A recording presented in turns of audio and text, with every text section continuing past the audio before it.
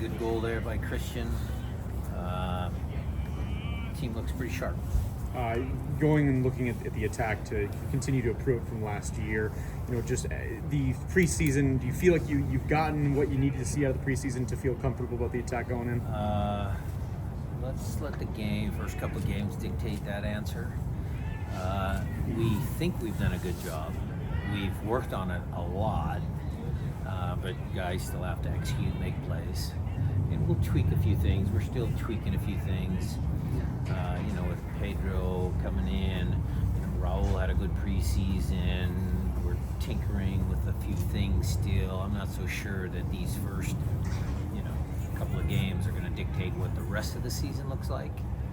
But your overall question about scoring more goals, that's what we're going to try and accomplish. Brian, how do you message that then to say this first couple games don't dictate the season, but we still need to go out here and play well? And how do I message that to you or the players? To the players. They already know that. We've already told them that one of our Achilles heels last year was scoring goals. They've been involved in all the training sessions about how to score goals. They've been in film session this morning when we took a look at LAFC and some of their defending tendencies and what we can do to be more effective against them. So it's been out there. The message is there.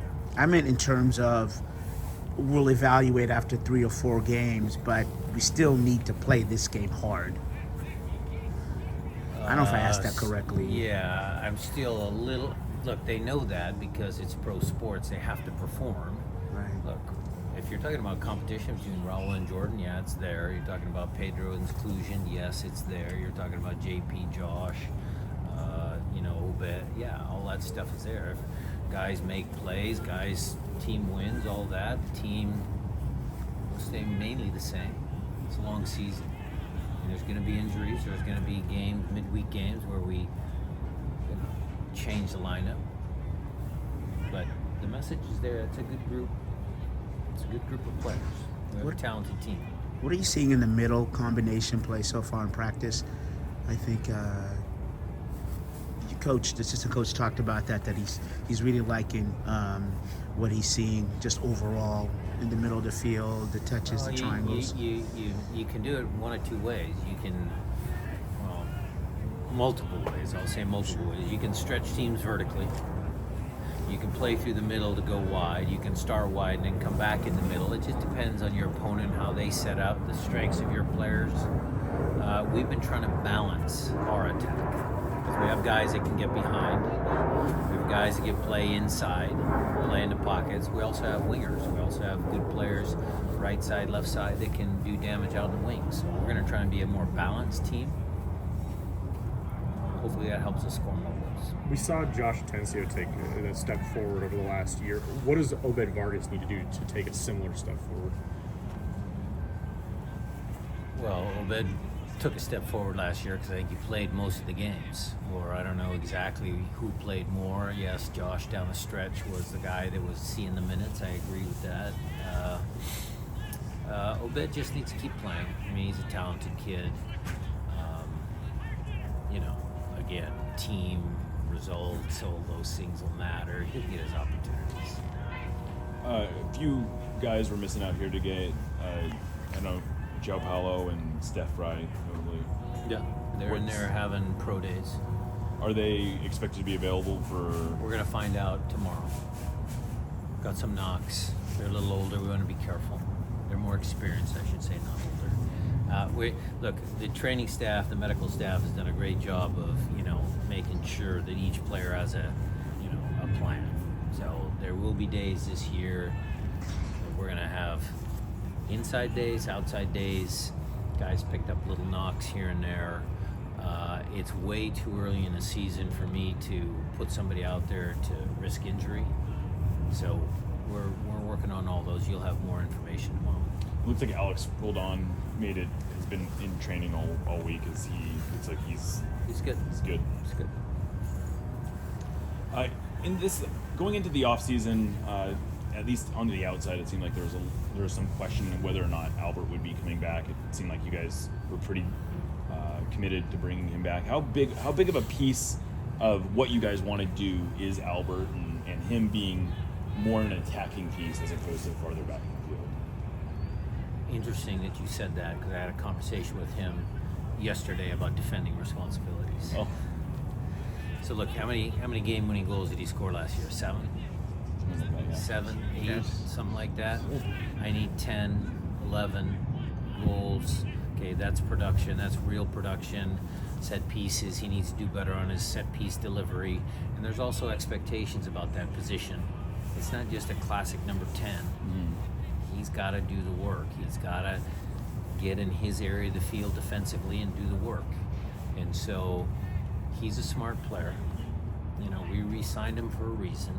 He's a talented player, helped us win a big championship, helped us win a lot of games. So at the end of the day, he's got to continue to perform, and we'll see. It seemed like he was always sort of a guy who was willing to do Yep. what he had to do to get on the field, but he did seem to sort of respond to being moved up the field. Did you see anything? What's in him? your idea of responding? I mean, he responded by his production. Yeah, okay. But how many times did him and JP in central midfield defend well, organize players in front of them, make forward passes so that the attacking players could score goals in our CCL run?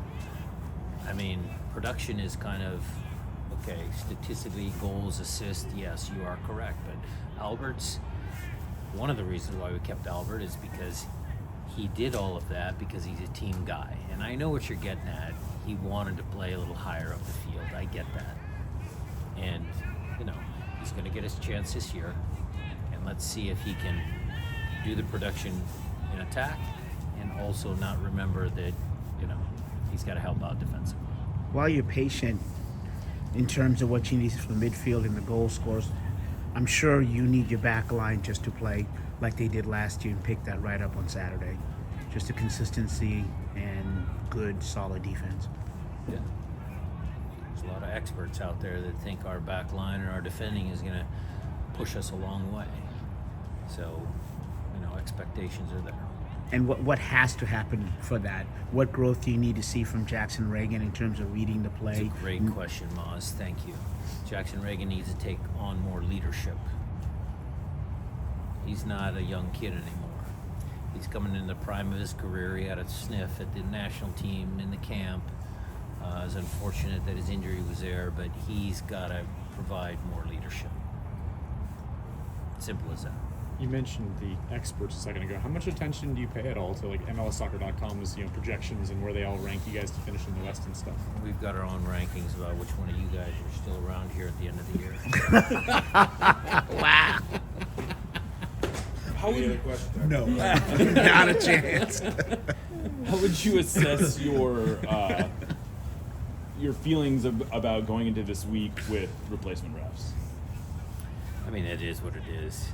Look, I hope that they get to some sort of agreement. I'm sure they're close, but it's way above my pay grade. We all hope that it gets resolved. The Players Union put out a statement that expressed some concern over what the qualifications of the refs. Is that something that you're worried about at all? No. You guys know me by now. Control the controllables. Referees, we don't control the referees, so I tell the players that, do what you can do. Control the controllables. Whether they're replacements refs, real refs, we'll deal with it.